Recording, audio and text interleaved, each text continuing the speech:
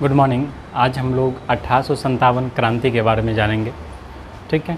किसी भी विद्रोह का, किसी भी घटना का दो कारण होता है। एक जो बहुत लंबे समय से उसका ग्राउंड तैयार करता है और दूसरा उसका तत्कालिक कारण। ठीक है।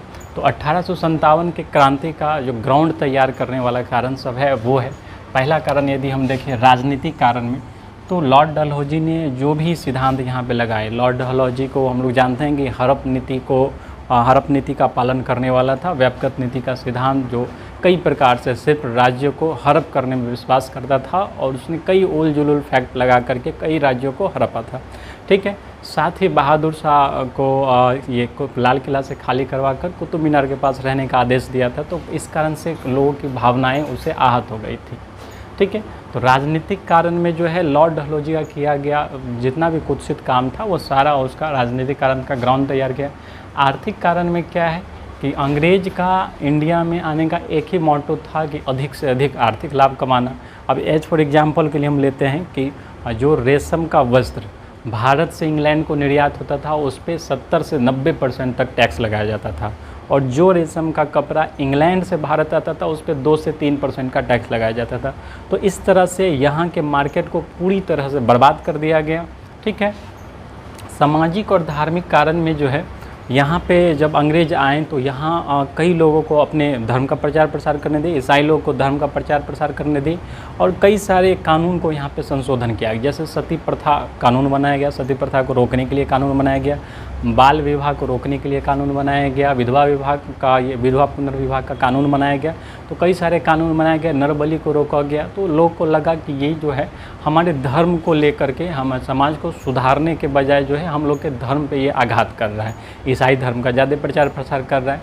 तो ये इसका सामाजिक और धार्मिक ग्राउंड तैयार हुआ। सैनिक कारण में जो है ये हम लोग जानते हैं कि 1857 का विद्रोह कम्प्लीटली सैनिक से रिलेटेड था, शुरुआत में सैनिक से रिलेटेड था।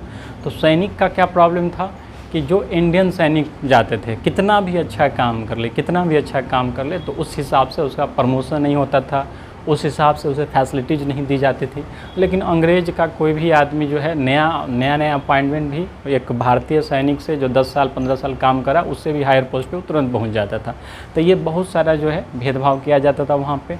अब ये तो ग्राउंड तैयार करने वाला कारक था। जो तत्कालिक कारक है वो क्या था, हम लोग जानते हैं कि ये तत्कालिक कारक इनफील्ड राइफ़ल वाला है। इनफील्ड राइफ़ल में जो गोली लगती है उसको नमी से बचाने के लिए चर्बी है उसका कवर किया जाता था। वो चर्बी जो है कई सारे जानवरों का बना होता था, जिसमें गाय, सुअर और भी कई सारे जानवर थे। ये चीज़ जो है हिंदू और मुस्लिम दोनों को ही आंदोलित कर दिया। ठीक है। ये विद्रोह का शुरुआत जो है 29 मार्च 1857 को हुआ मंगल पांडे के द्वारा, जो 34वीं इन्फेंट्री रेजिमेंट से संबंधित थे। इन्होंने अपने जो सीनियर से लेफ्टिनेंट बाग और ह्यूज हसन की हत्या कर दी और इन्हें फांसी दे दिया गया। विद्रोह की शुरुआत हो जाती है। इसके बाद जो है विद्रोह का प्रसार कैसे हुआ, तो 10 मई 1857 को जो भी इसके ग्रुप के लोग थे वो दिल्ली की ओर बढ़े, क्योंकि विद्रोह को एक नेता चाहिए था। और संपूर्ण भारत में उस समय भी जो है बहादुर शाह का, मुग़ल बादशाह का बोलबाला था।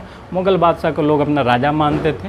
तो इस कारण से सभी सैनिकों ने मुग़ल बादशाह को नेतृत्व स्वीकार करने के लिए कहा, दिल्ली की ओर कूच किए और 11 मई को जो है मुग़ल बादशाह को जो है नेता घोषित कर दिया गया। ठीक है। बहादुर शाह को नेता घोषित कर दिया गया। हाँ, कुछ इलाके ऐसे थे जहाँ पे सैनिकों ने अंग्रेज का साथ दिया, जैसे कि बम्बई मद्रास का जो सेना था वो अंग्रेज का साथ दिया था। सिख और गोरखा ये भी अंग्रेज का साथ दिए थे। नेपाल, हैदराबाद, सिंधिया, भोपाल ये सब जो राजघराने थे वो भी अंग्रेज का साथ दिए थे इस विद्रोह को दबाने के लिए। ठीक है। विद्रोह के समय भारत का गवर्नर जनरल लॉर्ड कैनिंग है, कई बार पूछा जा चुका है। विद्रोह के समय भारत का गवर्नर जनरल कौन था, लॉर्ड कैनिंग थे। इंग्लैंड का प्रधानमंत्री कौन था, तो ये पामस्टन थे इंग्लैंड के प्रधानमंत्री, और क्वीन विक्टोरिया थे।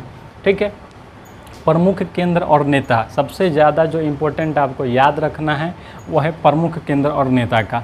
ठीक है। दिल्ली में जो है प्रमुख नेता कौन थे, बहादुर शाह और जनरल बख्त खान, वही वहाँ का शासन चला रहे थे। वहाँ पे जो कब्जा करने वाले ये अंग्रेज अधिकारी का नाम है, ये भी काफ़ी इम्पोर्टेंट है। निकलसन और हडसन ने जो है दिल्ली पे कब्जा किया। कानपुर में जो है तात्या टोपे, जिनका एक नाम रामचंद्र पांडुरंग भी है, नाना साहेब धोंदूपंत जिनका नाम है, वहाँ से कानपुर से ये विद्रोह का कर रहे थे और वहाँ पे नील और कैंपबेल नाम के अंग्रेज अधिकारी ने वहाँ पे कंट्रोल किया। लखनऊ से बेगम हजरत महल अपने बेटे बिरजिस कादिर के लिए लड़ रही थी और वहाँ पे कैंपबेल ने वहाँ पे अधिकार किया लखनऊ पे। झांसी ग्वालियर से हम लोग जानते हैं कि रानी लक्ष्मीबाई लड़ रही थी, उनके सहायता के लिए तात्या टोपे भी गए हुए थे। वहाँ पे जनरल हीरोज नाम के अंग्रेज अधिकारी ने वहाँ पे कंट्रोल किया था और रानी लक्ष्मीबाई की मृत्यु के बाद उसने कहा था कि यहाँ पे सोई हुई लोगों में अकेली मर्द है। ठीक है, ये स्टेटमेंट याद रखिएगा। और भी केंद्र थे, जैसे बिहार के जगदीशपुर से कुंवर सिंह और उनके भाई अमर सिंह लड़ रहे थे, यहाँ पे जो विलियम टेलर और विंसेंट आयर ने कब्जा किया। फैजाबाद से मौलवी अहमदुल्ला लड़ रहे थे, जहाँ पे कर्नल नील ने यहाँ पे कंट्रोल किया।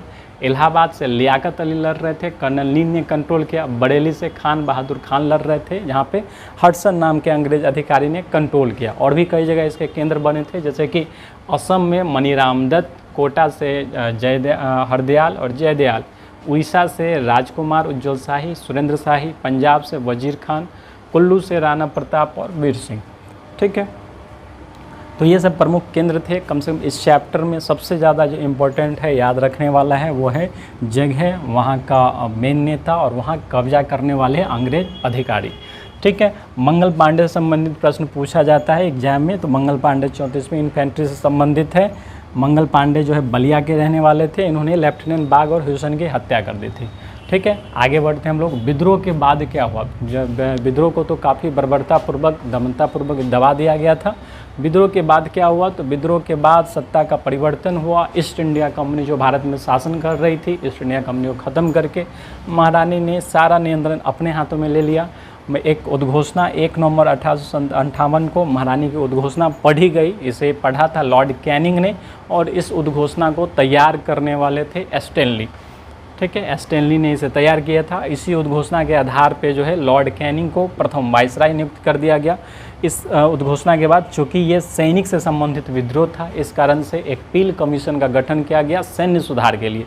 पील कमीशन का, जहाँ पहले भारतीय और यूरोपीय सैनिक का अनुपात 5:1 रहता था, उसको घटा करके 2:1 कर दिया गया। ठीक है, इसके बारे में कई सारे लोगों ने अपने अपने बुक्स लिखी है, कई सारे लोगों ने स्टेटमेंट दी है। तो इसमें वी.डी. सावरकर का book the Indian war for independence आता है। Ashok Mehta great rebellion, London के संवाददाता, इसी समय एक बहुत इंपॉर्टेंट पॉइंट है, लंदन के संवाददाता थे लंदन टाइम्स के, वहाँ के W.H. रसेल ने इसी समय भारत की यात्रा की, यहाँ के लोग का, यहाँ के मन स्थिति का, यहाँ के परिस्थितियों का ये जानने के लिए। ठीक है, प्रमुख स्टेटमेंट है। भारत का प्रथम स्वतंत्रता संग्राम वी.डी. सावरकर ने कहा था। राष्ट्रीय विद्रोह डिजरायली ने कहा था। ये पूर्णतः सिपाही विद्रोह है, जॉन लॉरेंस ने कहा था। अंग्रेज के विरुद्ध हिंदू और मुसलमान का षड्यंत्र है, ये जेम्स आउटरे में कहा था। बर्बरता और सभ्यता के बीच युद्ध है, T.R. होम्स ने कहा था। ठीक है, एक जनरल हीरोज का भी स्टेटमेंट है, ये भी याद रखिएगा कि यहाँ सोए हुए लोगों में एक अकेली मर्द है। रानी लक्ष्मीबाई के बारे में कहा गया था, जनरल हीरोज ने कहा था। ठीक है, ये 1857 से संबंधित इंपॉर्टेंट पॉइंट है। यदि इतना आप कवर कर लेते हैं तो किसी भी एग्जाम में सफिशिएंट है। जो आपका प्रश्न आएगा इसी सबसे संबंधित आएगा। धन्यवाद।